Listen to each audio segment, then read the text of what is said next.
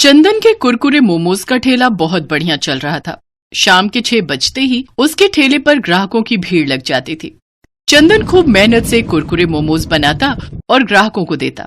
चंदन की एक खासियत थी, वो कुरकुरे मोमोज बनाने के लिए जो भी सामान इस्तेमाल करता था वो बहुत ही बढ़िया क्वालिटी का होता। उसकी यही खासियत लोगों को बहुत पसंद आती थी। धीरे धीरे चंदन के कुरकुरे मोमोज इतने फेमस हो गए कि अब वो ऑफलाइन के साथ साथ ऑनलाइन डिलीवरी भी देने लगा। चंदन भैया, 1 प्लेट कुरकुरे मोमोज लगाना। अभी लगाता हूँ। आपकी कितनी प्लेट करनी है? भैया 3 प्लेट लगानी है। हाफ प्लेट में कितने मोमोज हैं? हाफ प्लेट में 4 और फुल प्लेट में 6 मोमोज हैं। एक काम करो, फुल 3 प्लेट लगा दो है। चंदन रोजाना ऐसे ही मेहनत से काम करता। अब उसने अच्छे पैसे कमाने शुरू कर दिए थे। चंदन रोजाना सुबह सुबह ही कुरकुरे बनाने का सामान लेने बाजार चला जाता था। ताजी ताजी हरी सब्जियां, पनीर, तेल, बाकी की सामग्री जो भी उसे चाहिए होती थी वो बहुत ही बढ़िया किस्म की खरीद लेता था। एक दिन एक लड़का चंदन की दुकान पर आया। वो बहुत परेशानी की हालत में था। भैया कोई काम दे दो, मैं बहुत बीमार हूँ। मुझे पैसे की बहुत जरूरत है। इस शहर में नया आया हूँ। बहुत लोगों से काम मांगा पर किसी ने भी काम नहीं दिया। तुम्हारे बारे में यहाँ के लोगों से सुना था। भैया मैं मेहनत से काम करूंगा। तुम्हारे यहाँ काम करके मुझे 2 वक्त की रोटी मिल जाएगी और मेरी बूढ़ी माँ भूखी भी नहीं रहेगी। फटे हाल कपड़ों में रोते हुए लड़के को देखकर चंदन को दया आ गई। चंदन को वैसे भी किसी लड़के की जरूरत थी जो काम में उसकी मदद कर सके। ठीक है, तुम मेरे पास काम कर सकते हो, लेकिन काम पूरी ईमानदारी से करना। तुम्हारी किसी भी गलती के कारण मेरे ठेले का नाम खराब नहीं होना चाहिए। नहीं नहीं भैया, आप चिंता मत करो, मैं पूरी मेहनत से काम करूंगा। चंदन रघु नाम के उस लड़के को अपने ठेले पर काम दे देता है। रघु के आ जाने से चंदन को बहुत सहारा मिल गया। चंदन जब बाजार जाता तो रघु को भी अपने साथ ही ले जाता। धीरे धीरे रघु चंदन के साथ रहकर सारा काम सीख गया। अरे वाह रघु, तू तो बहुत बढ़िया कुरकुरे मोमोज बनाने लगा है। मास्टर हो गया तू तो अब। चंदन भैया सीखा तो आपसे ही है ना। उस दिन जरूरत पर आप मेरी मदद ना करते तो आज मैं और मेरी माँ दर दर की ठोकरें खा रहे होते। रघु, जो मेहनत करते हैं, ईमानदारी से काम करते हैं, उन्हें भगवान कभी भूखा नहीं रहने देते। तुम ईमानदारी के रास्ते पर चलोगे तो हमेशा सफलता ही मिलेगी। चल अब जल्दी जल्दी मोमोज की प्लेट लगा, ग्राहक खड़े। हम यूं ही बातों में लगे रहे तो ग्राहक वापस लौट जाएंगे। अरे भैया ऐसा कैसे हो सकता है कि आपके ठेले से कोई ग्राहक बिना मोमोज खाए ही वापस लौट जाए। ये लीजिए भैया, आपकी 2 फुल प्लेट। नमस्ते चंदन भैया, कैसे हो? मैंने तुझे मना किया था ना, मेरे ठेले के आसपास भी मत फटकना। फिर तू यहाँ क्या करने आया? अच्छा, तो नया लड़का रख लिया। बहुत सही है। मुझे तो तुमने काम से निकाल दिया, जबकि मेरी कोई गलती भी नहीं थी। क्यों?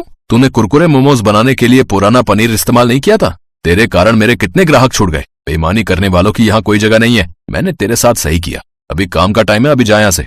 अरे 1 प्लेट कुरकुरे मोमोज तो खिला दो, पैसे दे रहा हूँ, मुफ्त में नहीं खा रहा। रघु, इसे कुरकुरे मोमोज की प्लेट बना कर दे, खाकर चला जाएगा। उस लड़के का नाम रमेश था। वो बहुत बेईमान था। कुछ समय पहले वो चंदन के ठेले पर नौकरी करता था, पर उसने बेईमानी की और चंदन को बाजार से मिलावटी सामान लाकर दिया, जिस कारण चंदन के मोमोज का स्वाद बदल गया और उसके काफी ग्राहक छूट गए। चंदन ने एक बार फिर से अपनी मेहनत और लगन से कुरकुरे मोमोज बनाए। आज फिर उसका काम अच्छा चल रहा था, क्योंकि उसके पास रमेश जैसा बेईमान नौकर नहीं था। रमेश कुरकुरे मोमोज खाकर चला जाता है। अगले दिन चंदन काम पर थोड़ा देर से आया। इतनी देर में रघु ठेला तैयार कर चुका था। अरे घर में आज गांव से माँ बाबूजी आए हैं, बस इसी चक्कर में सारे काम लेट हो गए। तुमने सब कुछ तैयार कर लिया ना? हाँ भैया, मैंने मोमोज तैयार कर लिए हैं, बस आपका ही इंतजार कर रहा था। भैया ये सुबह जो सामान लाया था उसके पैसे बच गए थे, ये रख लो। अच्छा, ला दे। चंदन भैया 2 प्लेट कुरकुरे मोमोज लगा दो। अभी लगाता हूँ भैया। तभी ग्राहक मोमोज खाते ही गुस्से में चंदन पर भड़कने लगा।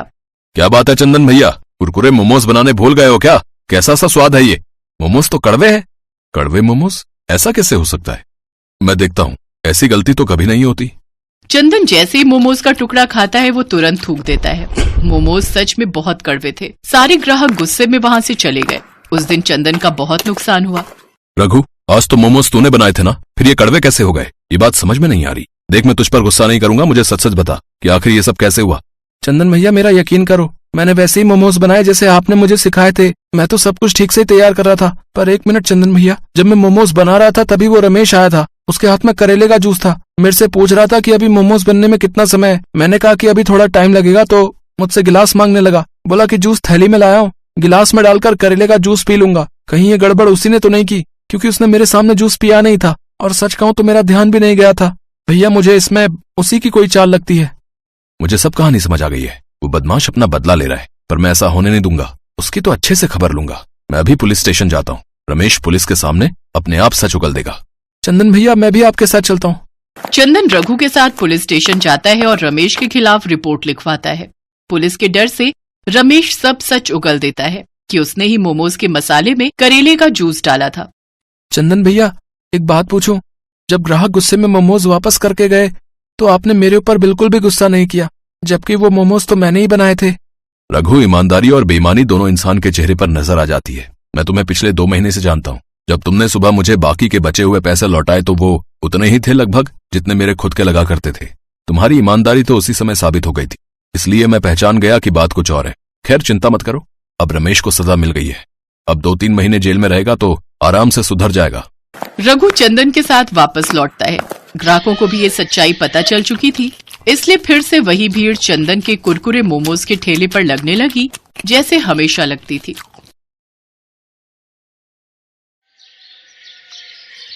ये कहानी है जग्गी पकौड़े वाले की। जग्गी की पत्नी सीमा और जग्गी दोनों मिलकर पकौड़े बेचा करते हैं। जग्गी के पकौड़े लोगों के बीच काफी प्रसिद्ध हैं। जो एक बार उसकी दुकान में आता है वो बार बार आना चाहता है। पकौड़े खा लो, पकौड़े, गर्मा गर्म पकौड़े, प्याज के पकौड़े, आलू के पकौड़े, मिर्ची के पकौड़े। एक बार खाओगे बार बार आओगे।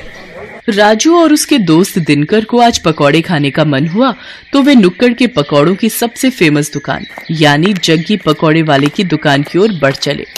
आज सही समय पर निकले हम दोनों, नहीं तो जब तक जग्गी की दुकान पर पहुंचते थे उसकी दुकान के सारे पकौड़े खत्म हो जाते थे। आज तो जमकर पकौड़े खाऊंगा। जग्गी के मिर्च वाले पकौड़े तो इतने स्वादिष्ट होते हैं भाई कि क्या बताऊं यार।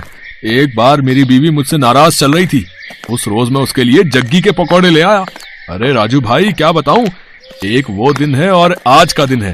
मेरी बीवी मेरे से ऊंची आवाज में बात तक नहीं करती, नाराज होना तो छोड़ ही दो। राजू और दिनकर बातें करते हुए जग्गी की दुकान के बिल्कुल नजदीक पहुंच गए थे। तभी उन्हें दूर से जग्गी की दुकान पर भारी भीड़ दिखाई दी। अरे दिनकर भाई, कहीं आज भी हम लोग लेट तो नहीं हो गए? देख रहे हो जग्गी की दुकान के बाहर लोगों की भीड़। दिनकर दुकान की ओर देखता है, लेकिन एक बात उसे अजीब सी लगती है। उसने देखा कि दुकान के बाहर जितने लोग थे लगभग सभी के हाथ में डंडे थे, कुछ ने पत्थर भी उठा रखे थे। अरे राजू भाई, भीड़ तो दिख रही है, लेकिन भीड़ में लोगों ने डंडे और पत्थर क्यों उठा रखे हैं? कहीं कोई गड़बड़ है क्या? उन्हें कुछ समझ आता उससे पहले लोगों के जोर जोर से चिल्लाने की आवाज आने लगी और सभी गुस्से में कह रहे थे, मारो मारो मारो, इसे छोड़ना नहीं है, मार इसको, मार मार। उसके बाद दिनकर और राजू ने देखा कि वहाँ खड़ी भीड़ जग्गी को दुकान से खींचकर बाहर निकाल रही है। बाहर निकल, बाहर निकल, निकल। आज हम तुम्हें तुम्हारी हरकतों की वो सजा देंगे कि तू जिंदगी भर याद रखेगा।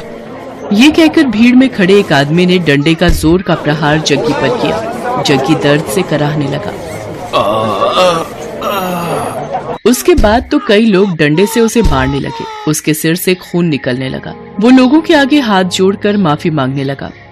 छोड़ दीजिए मुझे। तुम्हें छोड़ दूं? हैं? तुम्हारे जैसे बेशर्म पकौड़े वाले को छोड़ना मतलब तुम्हें गलत काम करने की छूट देना। ये कहकर भीड़ में से ही एक आदमी ने अपने हाथ में लिया पत्थर उठाया और उसकी ओर तान दिया। ये देखकर जग्गी दुकान से निकलकर तेजी से भागने लगा। ये लोग तो मेरी जान ही ले लेंगे, मुझे किसी भी तरह यहाँ से निकलना होगा।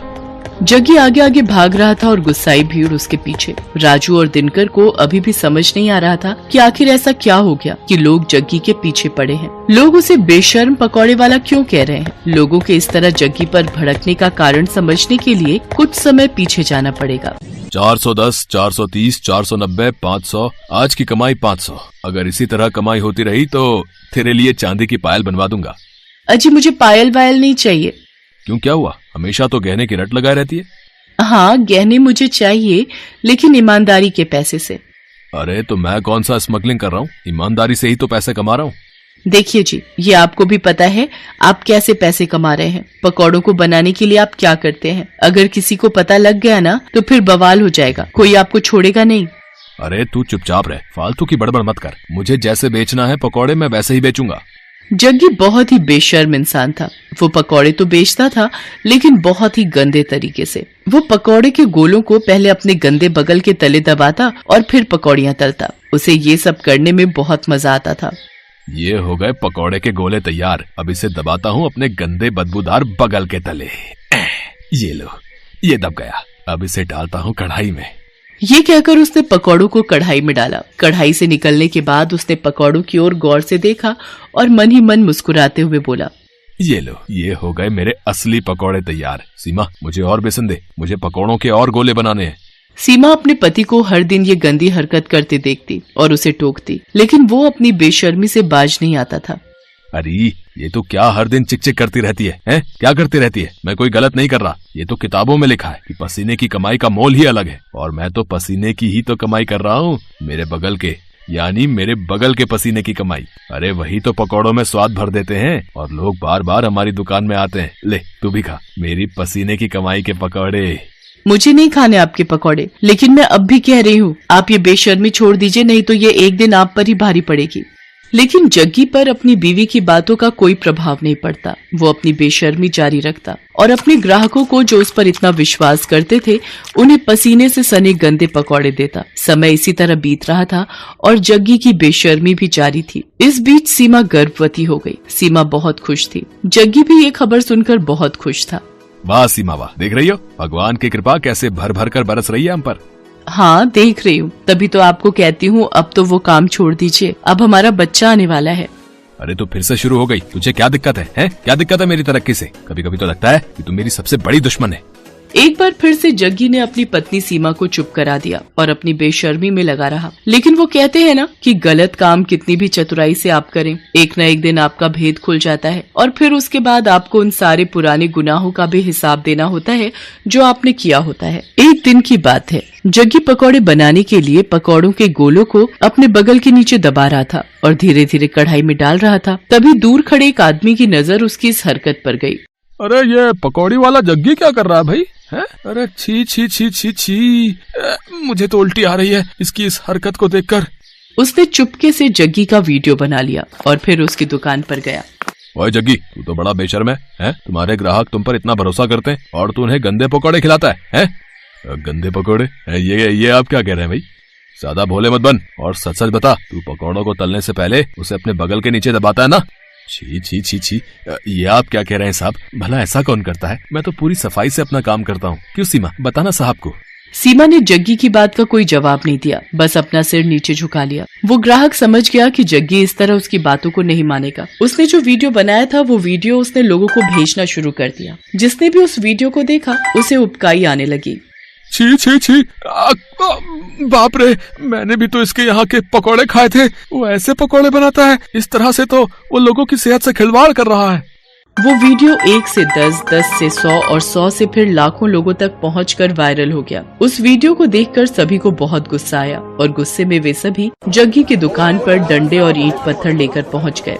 आज छोड़ना नहीं इसको, इसकी सारी बेशर्मी आज हम निकाल देंगे, मार देंगे इसे। हाँ, आखिरकार लोगों ने उसे पकड़ लिया। एक बार फिर से सभी उसकी पिटाई करने लगे। तभी उसकी पत्नी सीमा भागती हुई वहां आई और लोगों के आगे हाथ जोड़ते हुए उसने कहा, मैं जानती हूँ कि इनकी गलती माफ करने के लायक नहीं है। इन्होंने आप लोगों के विश्वास का खून किया है, आप लोगों की सेहत के साथ खिलवाड़ किया है, लेकिन आप लोग इन्हें मार देंगे तो मेरा बच्चा जो अभी मेरी कोख में है उसके सिर से पिता का साया उठ जाएगा। भगवान के लिए मेरे कोख के बच्चे पर रहम कीजिए और इन्हें छोड़ दीजिए।